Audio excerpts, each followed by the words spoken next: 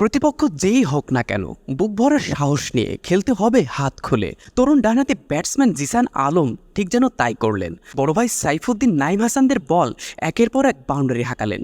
নাইমের ১ ওভারেতে ২ ছক্কা ১ চার মারলেন, করলেন সেঞ্চুরি। জিসানের এমন দুঃসাহসী ব্যাটিং দেখে উইকেটরক্ষক বিজয় দিলেন হাততালি।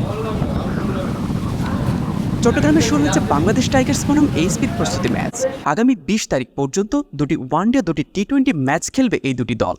প্রথম ওয়ানডে ম্যাচে এদিন আগে ব্যাটিং করতে নামে এইচপি। ওপেনিংয়ে দেখা যায় তানজিদ হাসান তামিম ও জিসান আলমকে।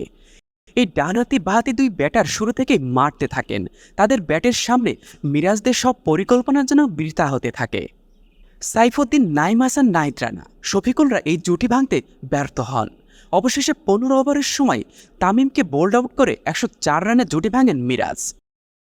তামিম সাজঘরে ফিরে গেল জিসানের ব্যাটিং সবার মন ছুঁয়েছে।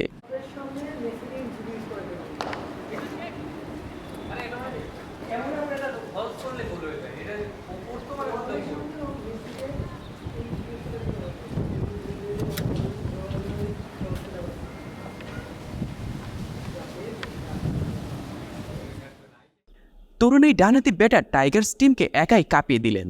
স্টাইলিশ ব্যাটিংয়ে খেললেন নান্দনিক সব শটস। মূলত এইচপি দলের অস্ট্রেলিয়া সফর সামনে রেখে এই প্রস্তুতি ম্যাচের আয়োজন। ইতিমধ্যে লাল বলের স্কোয়াডে থাকা খেলোয়াড়রা অস্ট্রেলিয়ায় অবস্থান করছে। ধাপে ধাপে ওয়ানডে ও টি-20 স্কোয়াডের খেলোয়াড়রা যাবেন অস্ট্রেলিয়ায়। মেজবাহ মিলন, ডেইলি ক্রিকেট।